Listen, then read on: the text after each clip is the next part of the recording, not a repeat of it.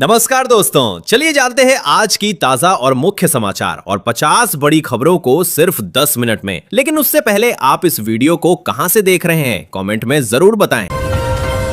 प्रधानमंत्री किसान सम्मान निधि योजना का इंतजार कर रहे किसानों के लिए बड़ी खबर सामने आई है। केंद्र सरकार ने पुष्टि की है कि योजना की 22वीं किस्त 13 मार्च 2026 को जारी की जाएगी। किस्त जारी होते ही देश भर के करोड़ों किसानों के बैंक खातों में सीधे पैसे ट्रांसफर किए जाएंगे। इस योजना के तहत पात्र किसानों को हर साल 6,000 रुपए की आर्थिक सहायता 3 किस्तों में दी जाती है। 13 मार्च को जारी होने वाली किस्त से किसानों को खेती किसानी के खर्च में राहत मिलने की उम्मीद है। Unique identification authority of India द्वारा जारी आधार कार्ड आज बैंकिंग से लेकर सरकारी योजनाओं तक लगभग हर जरूरी काम के लिए इस्तेमाल होता है। बैंक अकाउंट खोलने या योजनाओं का लाभ लेने के लिए आधार को बैंक खाते से लिंक करना जरूरी होता है। लेकिन अगर आधार में कोई गलती रह जाती है तो बैंक खाते को लिंक करने में समस्या आ सकती है और कुछ मामलों में खाता अस्थायी रूप से फ्रीज भी हो सकता है। विशेषज्ञों के अनुसार आधार में नाम, जन्मतिथि या मोबाइल नंबर जैसी जानकारी में गलती होने पर बैंक सत्यापन में दिक्कत आती है। इसलिए अगर आधार में कोई त्रुटि है तो उसे जल्द से जल्द अपडेट कर लेना चाहिए ताकि बैंकिंग सेवाओं या सरकारी योजनाओं का लाभ लेने में किसी तरह की परेशानी न हो। मुख्यमंत्री लाडो बहन योजना को लेकर महाराष्ट्र सरकार ने बड़ा फैसला लिया है। सरकार का मानना है कि इस योजना को अन्य सरकारी योजनाओं से जोड़ने पर महिलाओं को सिर्फ आर्थिक सहायता ही नहीं बल्कि रोजगार और उद्यमिता के नए अवसर भी मिलेंगे। सरकार के अनुसार इस पहल से लाभार्थी महिलाओं को प्रशिक्षण, स्वरोजगार और छोटे व्यवसाय शुरू करने में मदद मिलेगी। इससे महिलाओं की आर्थिक स्थिति मजबूत होगी और उन्हें आत्मनिर्भर बनने का अवसर मिलेगा। परमानेंट अकाउंट नंबर डाउनलोड से जुड़े फर्जी मैसेज और ईमेल को लेकर सरकार ने लोगों को सतर्क रहने की चेतावनी दी है। हाल के दिनों में ई पैन कार्ड डाउनलोड के नाम पर साइबर फ्रॉड के मामले तेजी से बढ़े हैं। कई लोगों को ऐसे ईमेल भेजे जा रहे हैं जिनमें ई पैन डाउनलोड करने के लिए एक लिंक दिया जाता है। सरकार और income tax department of India ने स्पष्ट किया है कि ऐसे ईमेल पूरी तरह फर्जी हैं। इनका उद्देश्य लोगों को लिंक पर क्लिक कराकर उनकी निजी और वित्तीय जानकारी चुराना होता है। इसलिए किसी भी संदिग्ध लिंक पर क्लिक करने से बचें और केवल आधिकारिक वेबसाइट से ही पैन से जुड़ी सेवाओं का उपयोग करें। नरेंद्र मोदी ने नेपाल के नवनिर्वाचित नेता बालेन शाह से फोन पर बात कर उन्हें चुनाव में जीत की बधाई दी। इसके साथ ही उन्होंने रवि लामिछाने को भी उनकी पार्टी की जीत पर शुभकामनाएं दी। प्रधानमंत्री मोदी ने कहा कि भारत और नेपाल के बीच ऐतिहासिक और सांस्कृतिक संबंध बेहद मजबूत हैं। उन्होंने दोनों देशों के रिश्तों को आगे और मजबूत बनाने की उम्मीद भी जताई। योगी आदित्यनाथ की यात्राओं को और सुरक्षित व सुविधाजनक बनाने के लिए उत्तर प्रदेश सरकार ने अपने वीवीआईपी बेड़े में नया अत्याधुनिक हेलीकॉप्टर शामिल किया है। सरकार ने अगस्टा वेस्टलैंड AW139 हेलीकॉप्टर को बेड़े में शामिल किया है, जो आधुनिक तकनीक और हाईटेक सुविधाओं से लैस है। यह हेलीकॉप्टर राज्यपाल, मुख्यमंत्री और अन्य वीवीआईपी के आधिकारिक दौरे के लिए इस्तेमाल किया जाएगा। इसमें बेहतर सुरक्षा प्रणाली, उन्नत नेविगेशन सिस्टम और आरामदायक केबिन जैसी कई आधुनिक सुविधाएं मौजूद हैं, जिससे वीवीआईपी यात्राएं पहले से अधिक सुरक्षित और सुविधाजनक होंगी। पेट्रोलियम इंडस्ट्री से जुड़ी कंपनियों ने देश में पेट्रोल और डीजल की कमी की फैल रही अफवाहों को पूरी तरह भ्रामक बताया है। कंपनियों ने उपभोक्ताओं को एसएमएस भेजकर स्पष्ट किया है कि देश में ईंधन की पर्याप्त आपूर्ति मौजूद है और किसी तरह की घबराहट की जरूरत नहीं है। कंपनियों ने लोगों से अपील की है कि वे अफवाहों पर ध्यान ना दें और सामान्य तरीके से ही ईंधन की खरीदारी करें। अधिकारियों के अनुसार पेट्रोल और डीजल का पर्याप्त भंडार उपलब्ध है और आपूर्ति व्यवस्था पूरी तरह सामान्य रूप से चल रही है। उत्तराखंड सरकार ने बजट 2026 से 27 में धार्मिक पर्यटन को बढ़ावा देने पर विशेष जोर दिया है। सरकार का लक्ष्य राज्य के प्रमुख तीर्थ स्थलों को आधुनिक सुविधाओं से जोड़कर तीर्थाटन को और आसान व आकर्षक बनाना है। योजना के तहत 4 धाम सहित अन्य महत्वपूर्ण धार्मिक स्थलों पर बुनियादी ढांचे, सड़क, आवास और यात्री सुविधाओं को बेहतर किया जाएगा। सरकार का मानना है कि इससे न सिर्फ श्रद्धालुओं को सुविधा मिलेगी बल्कि राज्य में पर्यटन और स्थानीय रोजगार के अवसर भी बढ़ेंगे। उत्तराखंड सरकार ने स्वास्थ्य सेवाओं को मजबूत बनाने के लिए बजट में विशेष प्रावधान किए हैं। सरकार ने आयुष्मान भारत योजना के लिए बजट बढ़ाने का फैसला किया है ताकि अधिक लोगों को बेहतर और सस्ती इलाज की सुविधा मिल सके। इसके साथ ही राज्य में नए अस्पतालों के निर्माण और स्वास्थ्य सुविधाओं के विस्तार पर भी जोर दिया जाएगा। सरकार का कहना है कि इससे दूर दराज क्षेत्रों के लोगों को भी बेहतर चिकित्सा सेवाएं मिल सकेंगी। उत्तराखंड सरकार ने पर्वतीय क्षेत्रों में यात्रा को आसान बनाने के लिए हवाई सेवाओं के विस्तार पर जोर दिया है। राज्य के बजट में हवाई कनेक्टिविटी को प्राथमिकता दी गई है ताकि दुर्गम इलाकों तक लोगों की पहुंच बेहतर हो सके। सरकार का मानना है कि हवाई सेवाओं के विस्तार से पर्यटन को बढ़ावा मिलेगा और स्थानीय लोगों को भी तेज व सुविधाजनक परिवहन का लाभ मिलेगा। इससे पहाड़ी क्षेत्रों का विकास और आर्थिक गतिविधियां भी बढ़ने की उम्मीद है।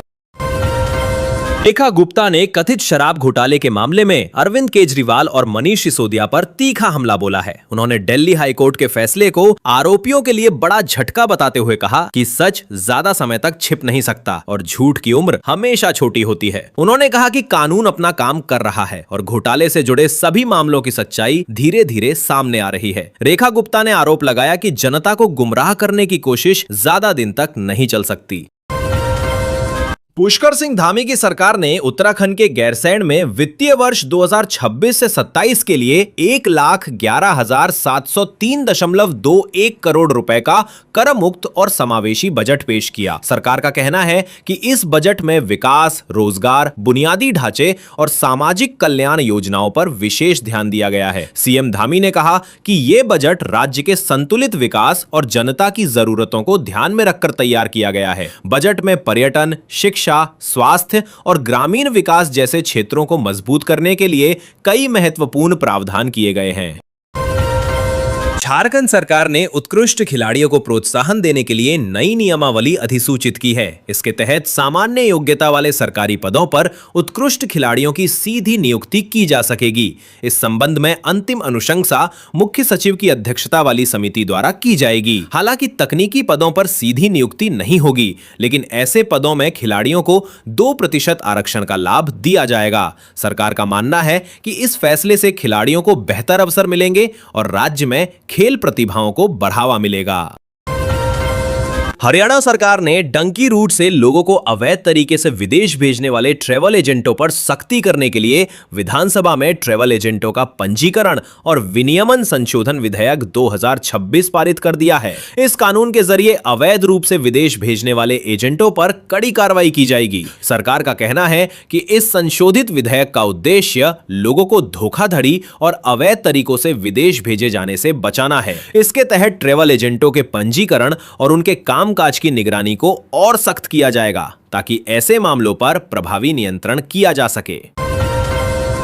उत्तराखंड में सेंसस ऑफ इंडिया 2027 की तैयारियां तेज हो गई हैं। जनगणना के पहले चरण में मकान सूचीकरण और गणना का कार्य 25 अप्रैल से शुरू किया जाएगा। इसके लिए मास्टर ट्रेनरों को प्रशिक्षण देने की प्रक्रिया भी शुरू कर दी गई है ताकि गणना का कार्य सही और व्यवस्थित तरीके से किया जा सके। सरकार का कहना है कि इस चरण में घरों की संख्या, उनकी स्थिति और अन्य जरूरी जानकारियां जुटाई जाएंगी। इसके बाद अगले चरण में जनसंख्या से जुड़ी विस्तृत जानकारी एकत्र की जाएगी। हरियाणा सरकार ने करनाल जिले के घरौंदा क्षेत्र में नए आवासीय सेक्टर विकसित करने की योजना बनाई है। इसके लिए लगभग 329 एकड़ जमीन अधिग्रहित की जाएगी। इस परियोजना के तहत हरियाणा अर्बन डेवलपमेंट अथॉरिटी ई भूमि पोर्टल के माध्यम से सेक्टर 1, 2, 7, 8 और 9 के लिए जमीन खरीदेगा। सरकार का कहना है कि नए आवासीय सेक्टर बनने से इलाके में शहरी विकास को बढ़ावा मिलेगा और लोगों को बेहतर आवासीय सुविधाएं मिल सकेंगी। अरविंद केजरीवाल ने गुजरात की जनता से बदलाव की अपील करते हुए कहा कि अब लोगों को जागना चाहिए और झाड़ू चलाकर अपनी सरकार बनानी चाहिए। उन्होंने राज्य में पिछले 30 साल से सत्ता में रही भारतीय जनता पार्टी पर भ्रष्टाचार, पेपर लीक और कमजोर बुनियादी ढांचे जैसे मुद्दों को लेकर निशाना साधा। केजरीवाल ने कहा कि जनता अगर चाह ले तो बदलाव संभव है और राज्य में ईमानदार सरकार बन सकती है। उन्होंने लोगों से अपील की कि वे भ्रष्टाचार और खराब व्यवस्था के खिलाफ खड़े होकर नई राजनीति को मौका दें। भारत में पेट्रोल डीजल की कीमतों को लेकर बड़ा अपडेट सामने आया है। सरकारी सूत्रों के अनुसार जब तक अंतर्राष्ट्रीय बाजार में कच्चे तेल की कीमत $130 प्रति बैरल से ऊपर नहीं जाती, तब तक देश में पेट्रोल और डीजल के दाम बढ़ाने की संभावना नहीं है। फिलहाल सरकार और तेल कंपनियां स्थिति पर लगातार नजर बनाए हुए हैं। साथ ही अधिकारियों ने यह भी स्पष्ट किया है कि देश में ईंधन का पर्याप्त भंडार मौजूद है, इसलिए पेट्रोल, डीजल या एलपीजी गैस की किसी भी तरह की कमी की आशंका नहीं है। उपभोक्ताओं को घबराने की जरूरत नहीं है और आपूर्ति सामान्य रूप से जारी रहेगी। घरेलू रसोई गैस सिलेंडर की बुकिंग को लेकर सरकार ने नियमों में बदलाव किया है। नए नियम के अनुसार अब उपभोक्ताओं को एक एलपीजी सिलेंडर की डिलीवरी मिलने के बाद अगला सिलेंडर बुक करने के लिए 25 दिन का इंतजार करना होगा, जबकि पहले यह अवधि 15 दिन थी। सरकार का कहना है कि इस बदलाव का उद्देश्य एलपीजी सिलेंडरों की जमाखोरी और कालाबाजारी को रोकना है। नए नियम लागू होने से गैस की आपूर्ति बेहतर तरीके से नियंत्रित हो सकेगी और सभी उपभोक्ताओं तक समय पर सिलेंडर पहुंचाने में मदद मिलेगी। सुप्रीम कोर्ट ऑफ इंडिया ने वकील सचिन गुप्ता द्वारा दायर 5 जनहित याचिकाओं को तुच्छ बताते हुए खारिज कर दिया। सुनवाई के दौरान जस्टिस सूर्यकांत ने याचिकाकर्ता को कड़ी फटकार लगाई। दरअसल एक याचिका में प्याज और लहसुन को तामसिक बताते हुए इस पर शोध कराने की मांग की गई थी। इस पर मुख्य न्यायाधीश ने नाराजगी जताते हुए टिप्पणी की कि क्या आप आधी रात को बैठकर ऐसी याचिकाएं ड्राफ्ट करते हैं। अदालत ने कहा कि न्यायालय का समय इस तरह की गैर जरूरी याचिकाओं में बर्बाद नहीं किया जाना चाहिए। मिडिल ईस्ट में बढ़ते तनाव का असर अब इंडिया पर भी दिखाई देने लगा है। क्षेत्र में संघर्ष और अस्थिरता के कारण ऊर्जा की कीमतों में तेज उछाल आया है, जिससे कच्चे तेल और एलएनजी के आयात पर भारत का खर्च बढ़ गया है। रिपोर्ट के अनुसार बढ़ती कीमतों के कारण भारत को अब हर महीने करीब 7 से 8 अरब डॉलर अतिरिक्त खर्च करने पड़ सकते हैं। इससे देश में महंगाई बढ़ने और चालू खाता घाटा बढ़ने की चिंता भी बढ़ गई है, क्योंकि भारत अपनी ऊर्जा जरूरतों का बड़ा हिस्सा आयात से पूरा करता है। निर्मला सीतारामन ने संसद में कहा कि अंतर्राष्ट्रीय बाजार में कच्चे तेल की कीमतों में तेज बढ़ोतरी के बावजूद भारत में महंगाई पर इसका असर सीमित रहने की उम्मीद है। ईरान से जुड़े युद्ध और पश्चिम एशिया में बढ़ते तनाव के कारण ब्रेंट क्रूड की कीमतें 25% से ज्यादा बढ़कर लगभग $160 प्रति बैरल तक पहुंच गई हैं, जो पिछले 4 वर्षों में सबसे अधिक स्तर है। वित्त मंत्री ने बताया कि फिलहाल देश में खुदरा महंगाई दर अपेक्षाकृत निचले स्तर पर है, इसलिए कच्चे तेल की कीमतों में बढ़ोतरी का सीधा और बड़ा असर आम लोगों पर पड़ने की संभावना कम है। सरकार स्थिति पर नजर बनाए हुए है और जरूरत पड़ने पर उचित कदम उठाए जाएंगे। निर्मला सीतारामन ने लोकसभा में जानकारी दी कि प्रधानमंत्री जन धन योजना और basic savings bank deposit account BSBD जैसे खातों में न्यूनतम बैलेंस ना रखने पर कोई पेनल्टी नहीं लगेगी। उन्होंने बताया कि देश में ऐसे लगभग 72 करोड़ बैंक खाते हैं जिन पर यह नियम लागू होता है। वित्त मंत्री के अनुसार इन खातों का उद्देश्य ज्यादा से ज्यादा लोगों को बैंकिंग प्रणाली से जोड़ना है, इसलिए इनमें न्यूनतम बैलेंस की बाध्यता नहीं रखी गई है, ताकि गरीब और सामान्य आय वर्ग के लोगों पर किसी तरह का आर्थिक बोझ ना पड़े। नरेंद्र मोदी ने बजट वेबिनार में कहा कि देश के विकास के लिए शिक्षा प्रणाली को लगातार आधुनिक बनाना बेहद जरूरी है। उन्होंने शिक्षा, कौशल, स्वास्थ्य, पर्यटन, खेल और संस्कृति को भारत के विकास के मूलभूत क्षेत्र बताते हुए इन क्षेत्रों में सुधार और निवेश पर जोर दिया। प्रधानमंत्री ने कहा कि शिक्षा व्यवस्था को वास्तविक अर्थव्यवस्था से जोड़ना समय की जरूरत है, ताकि युवाओं को बेहतर रोजगार के अवसर मिल सकें। उन्होंने केयर इकोनॉमी में रोजगार की संभावनाओं, टेलीमेडिसिन के विस्तार और नेशनल एजुकेशन पॉलिसी 2020 के प्रभावी क्रियान्वयन पर भी विशेष जोर दिया। इजराइल और ईरान के बीच बढ़ते युद्ध और वैश्विक भू राजनीतिक तनाव के कारण सोने की कीमतों में बड़ी तेजी देखी जा रही है। अनिश्चित माहौल में निवेशक सुरक्षित निवेश की ओर बढ़ रहे हैं, जिससे सोने की मांग और बाजार मूल्य तेजी से बढ़ा है। रिपोर्ट के अनुसार सोने की कुल मार्केट वैल्यू अब लगभग 30 से 35 ट्रिलियन डॉलर तक पहुंच गई है, जो इंडिया और यूनाइटेड किंगडम की संयुक्त जीडीपी से करीब 5 गुना अधिक है। यही वजह है कि मौजूदा वैश्विक तनाव के बीच सोना फिर से एक मजबूत सुरक्षित निवेश के रूप में उभर कर सामने आया है। इनकम टैक्स डिपार्टमेंट ने देश भर के लगभग 63,000 रेस्टोरेंट को टर्नओवर छिपाने और टैक्स चोरी के शक में रडार पर लिया है। विभाग ने सक्षम नडज अभियान के तहत आर्टिफिशियल इंटेलिजेंस और डेटा एनालिटिक्स की मदद से ऐसे कारोबारों की पहचान की है जिनकी आय और टैक्स रिटर्न में बड़ा अंतर पाया गया है। आयकर विभाग ने संबंधित रेस्टोरेंट मालिकों को अपनी गलतियां सुधारने का मौका भी दिया है। तय समय सीमा तक वे अपने रिटर्न में सुधार कर सकते हैं ताकि आगे की कड़ी कार्रवाई से बचा जा सके। सरकार का उद्देश्य डिजिटल तकनीक के जरिए टैक्स सिस्टम को पारदर्शी बनाना और टैक्स चोरी पर रोक लगाना है। वित्त वर्ष के अंत में अगर टैक्स प्लानिंग करनी है तो कुछ सरकारी बचत योजनाओं में निवेश करके अच्छी टैक्स बचत की जा सकती है। विशेषज्ञों के अनुसार public provident fund PPF, Sukanya Samriddhi Yojana SSY और नेशनल पेंशन सिस्टम एनपीएस में निवेश करना फायदेमंद माना जाता है। पुरानी टैक्स व्यवस्था के तहत इन योजनाओं में निवेश करने पर आयकर अधिनियम की धारा 80C के अंतर्गत टैक्स छूट मिलती है। वहीं एनपीएस में अतिरिक्त निवेश पर धारा 80C(CD) 1B के तहत अतिरिक्त टैक्स लाभ भी लिया जा सकता है। इन योजनाओं में निवेश करने से न केवल टैक्स बचता है बल्कि लंबे समय में सुरक्षित बचत और बेहतर रिटर्न भी मिल सकता है। मध्य प्रदेश में शिक्षक बनने की प्रक्रिया को आसान बनाने की तैयारी की जा रही है। राज्य के स्कूल शिक्षा विभाग ने प्रस्ताव दिया है कि शिक्षक भर्ती में अलग से चयन परीक्षा को समाप्त किया जा सकता है और नियुक्ति केवल टीचर एलिजिबिलिटी टेस्ट टीईटी के स्कोर के आधार पर की जाएगी। इस बदलाव से अभ्यर्थियों को दोहरी परीक्षा देने और अतिरिक्त शुल्क भरने से राहत मिल सकती है। प्रस्ताव लागू होने पर शिक्षक पात्रता परीक्षा के अंकों को ही नियुक्ति का मुख्य आधार बनाया जाएगा, जिससे भर्ती प्रक्रिया सरल और तेज होने की उम्मीद है। एग्रो बिहार 2026 का आयोजन 12 से 15 मार्च तक गांधी मैदान में किया जाएगा। इस 4 दिवसीय मेले का आयोजन कृषि विभाग द्वारा किया जा रहा है, जिसका उद्देश्य किसानों को आधुनिक कृषि तकनीक और नए कृषि यंत्रों से परिचित कराना है। इस कार्यक्रम में देश भर की कई कंपनियां और निर्माता भाग लेंगे, जहां उन्नत खेती के उपकरण, नई तकनीक और कृषि से जुड़ी योजनाओं की जानकारी दी जाएगी। मेले के माध्यम से किसानों को आधुनिक खेती अपनाने और उत्पादन बढ़ाने के लिए प्रेरित किया जाएगा।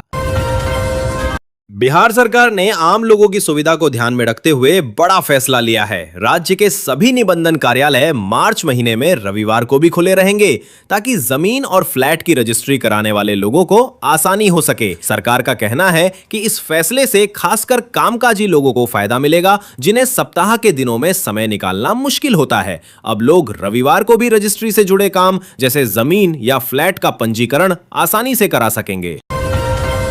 उत्तर प्रदेश सरकार अपने सरकारी कर्मचारियों की आचरण नियमावली में बड़ा बदलाव करने की तैयारी कर रही है। बताया जा रहा है कि 1956 की आचरण नियमावली में संशोधन का प्रस्ताव कैबिनेट बैठक में मंजूरी के लिए लाया जा सकता है। नए संशोधन के तहत कर्मचारियों को हर साल अपनी अचल संपत्ति का विवरण देना अनिवार्य होगा। इसके अलावा बड़े निवेश और संपत्ति से जुड़ी जानकारी भी सरकार को बतानी होगी। इस कदम का उद्देश्य सरकारी कर्मचारियों की वित्तीय पारदर्शिता बढ़ाना और नियमों को अधिक सख्त बनाना है। मुजफ्फरपुर के सरकारी स्कूलों में पढ़ने वाले पहली से 8वीं कक्षा तक के 8 लाख से अधिक विद्यार्थियों को नए सत्र की शुरुआत में ही पाठ्य पुस्तकें उपलब्ध कराई जाएंगी। शिक्षा विभाग ने इसके लिए सभी 16 बीआरसी केंद्रों पर किताबें पहुंचा दी हैं। मार्च के अंतिम सप्ताह से स्कूलों में छात्रों को किताबों का वितरण शुरू कर दिया जाएगा ताकि अगली कक्षा में पहुंचते ही उन्हें पढ़ाई के लिए जरूरी सामग्री मिल सके और सत्र की पढ़ाई समय पर शुरू हो सके। महाराजगंज जिले में 14 और 15 मार्च को Uttar Pradesh police recruitment examination आयोजित की जाएगी। इस भर्ती परीक्षा के लिए जिले में कुल 12 परीक्षा केंद्र बनाए गए हैं। परीक्षा में लगभग 4,560 परीक्षार्थी शामिल होंगे। प्रशासन ने परीक्षा को शांतिपूर्ण और नकल विहीन तरीके से संपन्न कराने के लिए विशेष तैयारी की है। परीक्षा दोनों दिनों में 2 पालियों में आयोजित की जाएगी और सभी केंद्रों पर सुरक्षा व्यवस्था भी करी रहेगी। फरीदाबाद में स्टेट बैंक ऑफ इंडिया की सेक्टर 15 शाखा में लॉकर तोड़ने के मामले में पुलिस ने बड़ा खुलासा करते हुए बैंक मैनेजर सहित 4 लोगों को गिरफ्तार किया है। आरोप है कि बैंक के लगभग 20 लॉकर तोड़े गए और उनमें रखे करोड़ों रुपए के गहने चोरी कर लिए गए। शिकायत चार्टर्ड अकाउंटेंट डीसी गर्ग ने दर्ज कराई थी, जिनका कहना है कि उनके लॉकर से करीब 1 किलोग्राम सोना और 3 किलोग्राम चांदी के गहने गायब मिले। मामले की जांच के बाद पुलिस ने बैंक मैनेजर प्रीति कटारिया समेत 4 आरोपियों को हिरासत में लेकर आगे की कार्रवाई शुरू कर दी है। पटना सिटी की ट्रैफिक व्यवस्था को सुधारने के लिए लगभग 52 करोड़ रुपए की लागत से नई सड़क परियोजना पर काम चल रहा है। इस परियोजना का निरीक्षण नीतीश कुमार ने किया और अधिकारियों को काम जल्द पूरा करने के निर्देश दिए। ये सड़क जेपी गंगा पथ को पटना साहिब रेलवे स्टेशन से जोड़ने वाले संपर्क मार्ग का हिस्सा है। इसके साथ ही भद्रघाट से दीदारगंज तक 4 लेन सड़क निर्माण का भी काम जारी है। मुख्यमंत्री ने अधिकारियों को निर्देश दिया कि पटना घाट तक सड़क निर्माण का कार्य जल्द से जल्द पूरा किया जाए, ताकि इलाके में ट्रैफिक जाम की समस्या कम हो और लोगों को बेहतर यातायात सुविधा मिल सके। मिडिल ईस्ट में बढ़ते तनाव के बीच तेजस्वी यादव ने अमेरिका के बयान पर तीखी प्रतिक्रिया दी है। उन्होंने कहा कि भारत की नीतियां किसी भी बाहरी दबाव से तय नहीं होनी चाहिए और देश को अपने राष्ट्रीय हितों को प्राथमिकता देनी चाहिए। तेजस्वी यादव ने नरेंद्र मोदी को सलाह देते हुए कहा कि भारत को स्वतंत्र विदेश नीति पर कायम रहना चाहिए और किसी भी देश की अनुमति या दबाव के आधार पर फैसले नहीं लेने चाहिए। उनका कहना है कि अंतर्राष्ट्रीय मामलों में भारत को हमेशा अपने हितों को ध्यान में रखकर निर्णय लेना चाहिए। दिल्ली हाईकोर्ट ने आबकारी घोटाला मामले में सुनवाई के दौरान कहा कि सेंट्रल ब्यूरो ऑफ इन्वेस्टिगेशन पर ट्रायल कोर्ट द्वारा की गई टिप्पणियां प्रथम दृष्टया सही नहीं लगती हैं। कोर्ट ने इस मामले में अरविंद केजरीवाल, मनीष सिसोदिया सहित 21 अन्य आरोपियों को नोटिस जारी कर जवाब मांगा है। अब सभी पक्षों को अदालत में अपना पक्ष रखने के लिए कहा गया है और मामले की आगे की सुनवाई बाद में की जाएगी। हरियाणा विधानसभा में आयुष्मान भारत योजना और चिरयू हरियाणा योजना को लेकर जोरदार हंगामा देखने को मिला। विपक्षी दल इंडियन नेशनल कांग्रेस ने आरोप लगाया कि गरीबों को योजनाओं का पूरा लाभ नहीं मिल रहा है और कई निजी अस्पतालों ने इलाज देना बंद कर दिया है। बहस के दौरान कांग्रेस विधायकों ने विरोध जताते हुए सदन से वॉकआउट कर दिया। इस पर मुख्यमंत्री नयब सिंह सैनी ने विपक्ष पर तंज कसते हुए कहा कि उन्हें दूसरों की बात सुनने की भी आदत डालनी चाहिए। उन्होंने कहा कि सरकार दोनों योजनाओं के जरिए लोगों को बेहतर स्वास्थ्य सुविधाएं उपलब्ध कराने के लिए लगातार काम कर रही है। ईरान में चल रहे युद्ध की खबरों के बीच देश के कई इलाकों में एलपीजी सिलेंडर को लेकर अफवाहें फैल गई हैं। कुछ जगहों पर सिलेंडर करीब 1500 रुपए तक में बिकने की खबरें सामने आई हैं, जिससे लोगों में घबराहट बढ़ गई है और गैस एजेंसियों के बाहर लंबी कतारें लग गई हैं। खासतौर पर एनसीआर, उत्तर प्रदेश, झारखंड, तेलंगाना, पश्चिम बंगाल और गोवा के कुछ क्षेत्रों से ऐसी तस्वीरें सामने आई हैं। हालांकि अधिकारियों का कहना है कि देश में गैस की आपूर्ति सामान्य है और घबराने की कोई जरूरत नहीं है। सरकार और तेल कंपनियां लगातार आपूर्ति बनाए रखने के लिए निगरानी कर रही हैं। दिल्ली में लोगों की आंखों से जुड़ी समस्याएं तेजी से बढ़ रही हैं। All India institute of medical sciences की एक रिपोर्ट के अनुसार राजधानी की लगभग 30% आबादी किसी न किसी प्रकार की दृष्टि संबंधी समस्या से प्रभावित है। ये जानकारी वर्ल्ड हेल्थ ऑर्गेनाइजेशन को भेजी गई एक विश्लेषणात्मक रिपोर्ट में सामने आई है। विशेषज्ञों के मुताबिक लंबे समय तक मोबाइल और कंप्यूटर स्क्रीन का इस्तेमाल, प्रदूषण और बदलती जीवन शैली आंखों की रोशनी कमजोर होने की बड़ी वजह बन रहे हैं। इंडिया नेशनल क्रिकेट टीम ने आईसीसी मेंस टी20 वर्ल्ड कप 2026 जीतकर इतिहास रच दिया। भारत ने फाइनल में न्यूजीलैंड नेशनल क्रिकेट टीम को हराकर खिताब अपने नाम किया। इस जीत के साथ भारत अपनी मेजबानी में टी20 वर्ल्ड कप जीतने वाली पहली टीम बन गया। टीम इंडिया ने लगातार दूसरी बार और कुल तीसरी बार टी20 वर्ल्ड कप का खिताब जीता है, जो अब तक किसी भी अन्य टीम के लिए संभव नहीं हो पाया है। नियमों के अनुसार विजेता टीम को दी जाने वाली ट्रॉफी स्थायी रूप से नहीं रहती, बल्कि कुछ समय बाद उसे वापस लेकर टीम को उसकी आधिकारिक प्रतिकृति दे दी जाती है। इसलिए टूर्नामेंट के बाद असली ट्रॉफी वापस ली जाएगी और भारतीय टीम को उसकी कॉपी दी जाएगी। कच्चे तेल की वैश्विक कीमतों में तेजी के बीच निर्मला सीतारमण ने महंगाई को लेकर स्थिति स्पष्ट की है। वित्त मंत्री ने कहा कि अंतर्राष्ट्रीय बाजार में कच्चे तेल के दाम बढ़ने के बावजूद भारत में महंगाई पर इसका बड़ा असर पड़ने की संभावना नहीं है। उन्होंने बताया कि देश में मौजूदा समय में मुद्रास्फीति पहले से ही निचले स्तर के करीब है, इसलिए वैश्विक कीमतों में बढ़ोतरी का असर सीमित रह सकता है। सरकार स्थिति पर लगातार नजर बनाए हुए है और जरूरत पड़ने पर जरूरी कदम उठाए जाएंगे।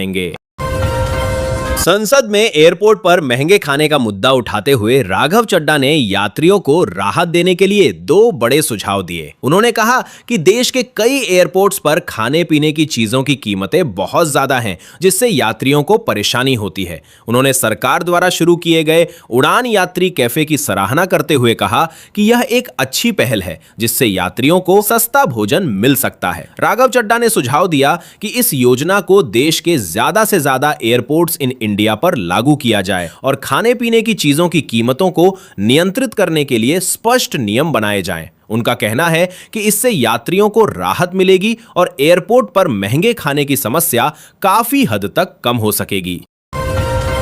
उत्तर प्रदेश माध्यमिक शिक्षा परिषद की हाई स्कूल और इंटरमीडिएट परीक्षाओं में करीब 4,500 से अधिक छात्र रिजल्ट आने से पहले ही फेल घोषित कर दिए गए हैं। बोर्ड के अनुसार इन छात्रों ने परीक्षा के दौरान नियमों का उल्लंघन किया, जैसे नकल करना या अन्य अनुचित साधनों का इस्तेमाल करना। बोर्ड की सख्ती के चलते ऐसे विद्यार्थियों की कॉपियां रद्द कर दी गईं और उन्हें परीक्षा में असफल माना गया है। हालांकि इन छात्रों को आगे आने वाली परीक्षाओं में फिर से मौका मिल सकता है, जिसके लिए उन्हें बोर्ड द्वारा तय नियमों के अनुसार दोबारा आवेदन करना होगा।